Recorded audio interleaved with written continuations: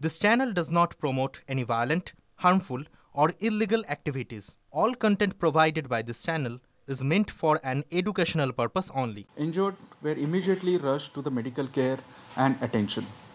The building of police station has received severe damages, besides some of the buildings surrounding the police station. The cause of the accident is being investigated. However, any other speculation into the cause of these incidents are unnecessary. The government stands in solidarity with the families of the deceased in this hour of grief. Hindi में जय हिंद। कल दिनांक 14 नवंबर की रात 11:20 पर एक दुर्भाग्यपूर्ण घटना में जम्मू कश्मीर के नौगाम पुलिस स्टेशन के अंदर एक बड़ा विस्फोट हुआ। नौगाम पुलिस स्टेशन ने हाल ही में एक पोस्टर से लिए गए लीड के आधार पर एक बड़े आतंकी मॉड्यूल का पर्दाफाश किया था। नौगांव पुलिस स्टेशन की इस एफआईआर संख्या 162 ऑफ 2025 की जांच के दौरान विस्फोटक पदार्थों और रसायनों का एक बड़ा जखीरा बरामद किया गया था। बरामद किए गए विस्फोटकों को लाकर पुलिस स्टेशन नौगांव के खुले क्षेत्र में सुरक्षित रूप से रखा गया था। जांच में शामिल सभी एजेंसियां समन्वित और वैज्ञानिक तरीके से एक साथ काम कर रही है। निर्धारित प्रक्रिया के तहत बरामदित रासायनिक विस्फोटों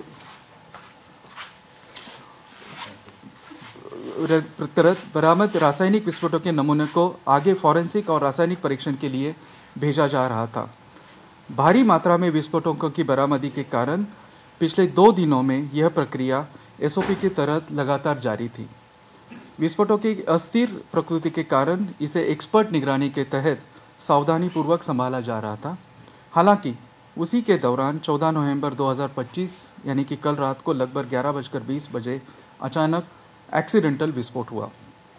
इस दुर्भाग्यपूर्ण घटना में 9 लोगों की मृत्यु हो गई और 27 पुलिसकर्मी, 2 राजस्व अधिकारी और 3 नागरिक घायल हुए। घायलों को तुरंत चिकित्सा उपचार के लिए भेजा गया है। पुलिस स्टेशन की बिल्डिंग को गंभीर क्षति पहुंची है। इसके अलावा आसपास की इमारतें भी क्षतिग्रस्त हुई हैं। घटना के कारणों की जांच की जा रही है। इस घटना के कारण की कोई अन्य अटकलें अनावश्यक है। सरकार दुख की इस घड़ी में मृतकों के परिवार के साथ एकजुटता के साथ खड़ी है। जय हिंद। धन्यवाद।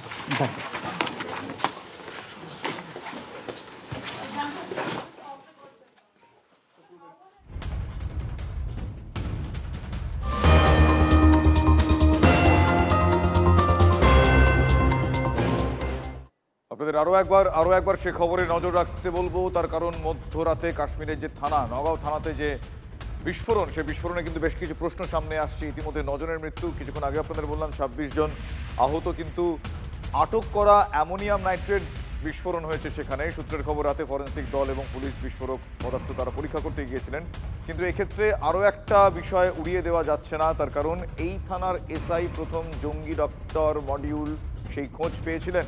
ফলে মজুদ বিস্ফোরক ফেটে দুর্ঘটনা নাকি অন্য কিছু, এটা সময় বলবে। কিন্তু এই মুহূর্তে জম্মু কাশ্মীরের উজালা হাসপাতালে আহতদের চিকিৎসা চলছে। গতকাল রাতে হঠাৎ এই মুহূর্তে সিসিটিভি ফুটেজ আপনারা দেখছেন, যে সময় বিস্ফোরণ হয় কীভাবে কেঁপে ওঠে। 9 জনের মৃত্যুর খবর আমরা পেয়েছি, 26 জন আহত। সুরক্ষার কথা মাথায় রেখে এলাকাটি ঘিরে রেখেছে পুলিশ। গত সোমবার হরিয়ানার ফরিদাবাদে 360 কেজি RDX তৈরির মশলা অ্যামোনিয়াম নাইট্রেট উদ্ধার করে পুলিশ।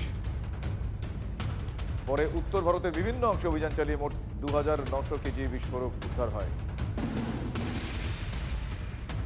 আপনাদের আরও একবার জানিয়ে রাখবো, মধ্যরাতে কাশ্মীরের শ্রীনগরের নগাম থানায় এই বিস্ফোরণ।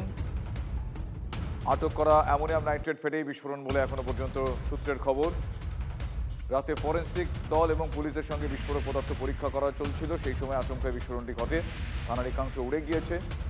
আহতদের জম্মু কাশ্মীরের উজালা হাসপাতালে ইতিমধ্যে ভর্তি করা হয়েছে। খবর সূত্রের এই থানার এসআই প্রথম জঙ্গি ডক্টর মডিউলের খোঁজ পেয়েছিলেন। ফলে এটা মজুদ বিস্ফোরক থেকে দুর্ঘটনা নাকি অন্য কিছু, এই বিষয় নিয়ে কিন্তু ইতিমধ্যেই তদন্ত শুরু হয়ে গিয়েছে। এই ঘটনার সঙ্গে দিল্লি ব্লাস্টের যোগ বলতে আপনাদের যেটুকু এতক্ষণ ধরে বলছিলাম, যে 2900 কেজি প্রায় অ্যামোনিয়াম নাইট্রেট উদ্ধার হয়েছিল, কিন্তু সেই মজুদ অ্যামোনিয়াম নাইট্রেট ফেটে সেখান থেকে বিস্ফোরক বিক্রিয়া হয়ে বিস্ফোরণ নাকি অন্য কিছু, তা সময়ের সঙ্গে সঙ্গে জানতে পারা যাবে। ইতিমধ্যেই 26 জন আহত হয়েছেন।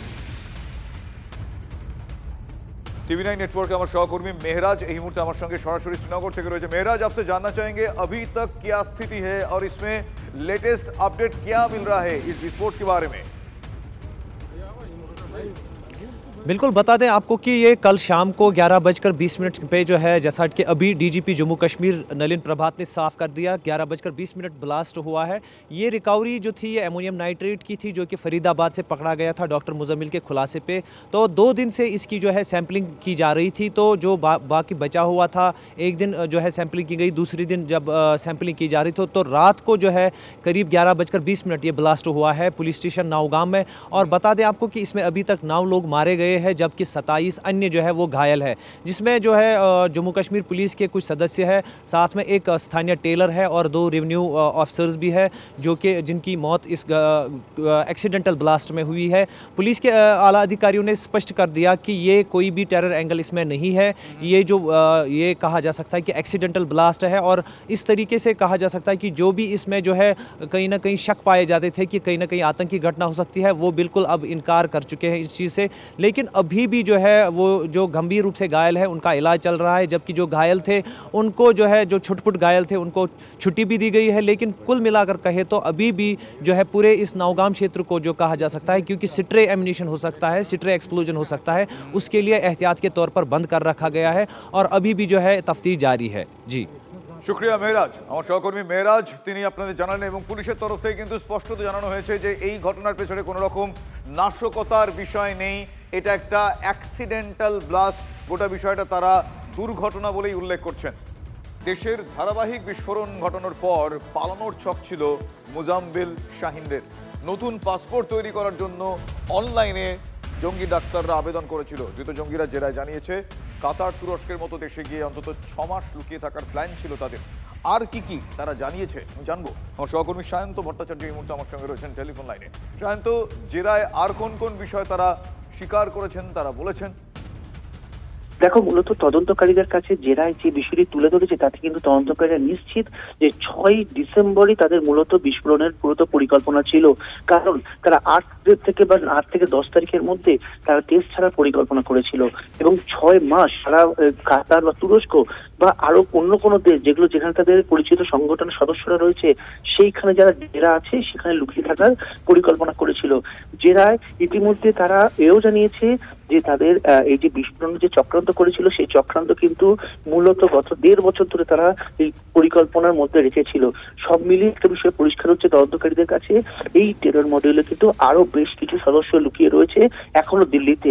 তবে তাদের যে পাসপোর্ট ভেরিফিকেশন হয়েছিল, যে পুলিশ অফিসার করেছিল, সেই পুলিশ অফিসারের ভূমিকাও খতিয়ে দেখা হচ্ছে, কারণ সে নথিপত্র যাচাই করেছিল।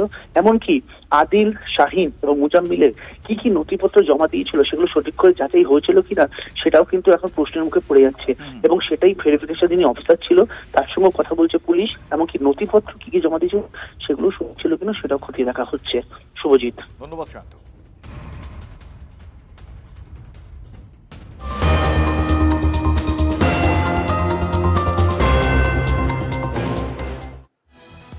মধ্যরাতে কাশ্মীরের থানায় বিস্ফোরণ। কিছুক্ষণ আগে আপনাদের সেই ছবি দেখাচ্ছিলাম। শ্রীনগরের নওগাম থানায় বিস্ফোরণে 9 জন পুলিশ কর্মীর মৃত্যু হয়েছে, 26 জন আহত হয়েছেন। আটক করা অ্যামোনিয়াম নাইট্রেট বিস্ফোরণ জম্মু কাশ্মীরের থানায়। সূত্র মারফত যেটা জানা যাচ্ছে, রাতে ফরেন্সিক দল পুলিশের সঙ্গে বিস্ফোরক পদার্থ পরীক্ষা করছিলেন, সেই সময় আচমকাই এই বিস্ফোরণটি ঘটে। থানার একাংশ উড়ে গিয়েছে।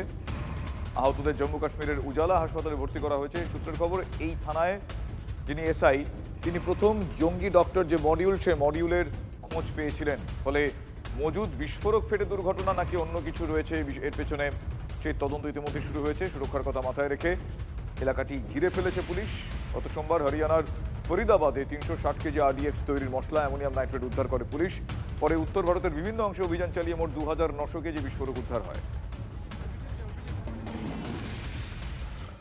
A huge quantity of explosive substances, chemicals and reagents were also recovered from Faridabad on 9th and 10th of November 25.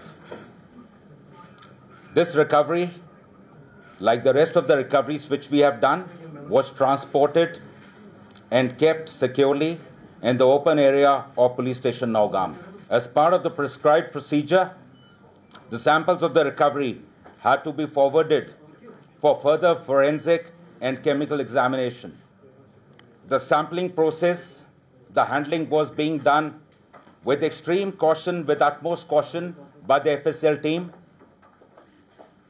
However, unfortunately, during this course, last night around 11:20 p.m., an accidental explosion has taken place. Any other speculation into the cause of this incident is unnecessary. In this unfortunate incident, 9 people have lost their lives. 11 बज के रात को 22 minute पे हमने एक बड़ा धमाका सुना। धमाका इतना बड़ा था कि हम लोग जज ही नहीं कर पाए ये है क्या। दिल से हम गए, बच्चे सोए हुए थे, वो उठे, वो रोने लगे। हमने बोला उनको पहले सुलाया। 15 मिनट के बाद हमको पता चला कि ये आग लगी हुई है कहीं, वहाँ उसकी तरफ भागे। उसकी तरफ गए तो देखा कि थाने में कुछ हुआ है। और थाने में क्या हुआ है, सब लोग उधर आए और देखा कि पूरा आग, तहस नहस, धुआं, गाड़ियाँ जल रही हैं, लोग पड़े हुए हैं। तो ये सब हमने देखा कि लोगों के रोने की आवाज़ आई, तब हम बाहर निकले। यहाँ पे पड़ोसी भी है, एक वो लड़का बेचारा, वो भी इसमें मरा है, मोहम्मद शफी है, टेलर मास्टर, वो भी इन्हीं का काम कर रहा था, इसी का वो कुछ वो बना रहा था। जो पुलिस स्टेशन नौगाम में धमाका हो गया तो वो जो बाहर से वो लाया गया था उसका वो एक्सपेरिमेंट कर रहे थे कुछ और पैकिंग कर रहे थे। उस सिलसिले में इसको भी बुलाया गया था। तो उधर वो मजिस्ट्रेट के सामने और पुलिसकर्मियों के सामने वो धमाका हो गया अचानक। तो उस वजह से उन पुलिसकर्मियों के साथ ये भी शहीद हो गए उधर। तो क्या फैमिली है इसके 3 बच्चे हैं, 2 बच्चे। इसकी एक दुकान है, टेलर है ये टेलर मास्टर यहाँ। इसको बुलाया गया था और मजिस्ट्रेट भी थे वहाँ, वो सैबू के, वो भी उसमें शहीद हो गए हैं और पुलिस के कुछ एहलकार भी शहीद हो गए उसमें। মধ্যরাতে কাশ্মীরের থানায় বিস্ফোরণের ঘটনা আপনারা শুনলেন। সেখানকার পরিস্থিতি, শ্রীনগরের নওগ্রাম থানায় বিস্ফোরণ হয়, 9 জনের মৃত্যু হয়েছে। আপনাদের আরও একবার জানাই, 26 জন আহত। আটক করা যে অ্যামোনিয়াম নাইট্রেট, সেই অ্যামোনিয়াম নাইট্রেট থেকেই এই বিস্ফোরণ বলে জম্মু কাশ্মীর পুলিশ সূত্রে জানা যাচ্ছে। এখনো পর্যন্ত রাতে ফরেন্সিক দল এবং পুলিশ তারা ওই অ্যামোনিয়াম নাইট্রেট, সেগুলো যা যা বিস্ফোরক আছে সেগুলো পরীক্ষার জন্য গিয়েছিলেন। সেই সময় আচমকাই বিস্ফোরণটি ঘটে। কিন্তু এক্ষেত্রে আরও বেশ কয়েকটা সম্ভাবনা উড়িয়ে দেওয়া যাচ্ছে না। তার কারণ স্পেসিফিক্যালি যদি বলতে হয়, যে কারণে সম্ভাব্য অন্যান্য দিকগুলো খতিয়ে দেখা হচ্ছে। এই থানার এসআই প্রথম জঙ্গি ডক্টর যে মডিউল, সেই মডিউলের খোঁজ পেয়েছিলেন। ফলে এই থানা অন্য কোনোভাবে টার্গেট হয়েছে কিনা জঙ্গিদের, সেই দিকটাও কিন্তু পুরোপুরি খতিয়ে দেখা হচ্ছে। মজুদ বিস্ফোরক ফেটে দুর্ঘটনা নাকি অন্য কিছু, সেই বিষয়টা নিয়ে কিন্তু এখন তদন্ত চলছে। শুধু তাই না, সুরক্ষার কথা মাথায় রেখে গোটা এলাকাটা ঘিরে ফেলেছে পুলিশ। আপনাদের আরও একবার জানিয়ে রাখি, নিশ্চয়ই আপনাদের মনে আছে গত সোমবার ফরিদাবাদে 360 কেজি RDX তৈরির মশলা অ্যামোনিয়াম নাইট্রেট উদ্ধার করে পুলিশ। পরে উত্তর ভারতের বিভিন্ন অংশ থেকে মোট 2900 কেজি বিস্ফোরক উদ্ধার হয়েছিল। এই মজুদ যে অ্যামোনিয়াম নাইট্রেট, সেই পরীক্ষা করতে গতকাল তারা গিয়েছিলেন। সেই সময় এই বিস্ফোরণটি হয়। তবে এই বিস্ফোরণের পেছনে কোনো নাশকতা রয়েছে কিনা সেই বিষয়টাও কিন্তু খতিয়ে দেখা হচ্ছে। নমুনা পরীক্ষার সময় বিস্ফোরণ ঘটে বলে এখনো পর্যন্ত जानते पारा जाच्छे।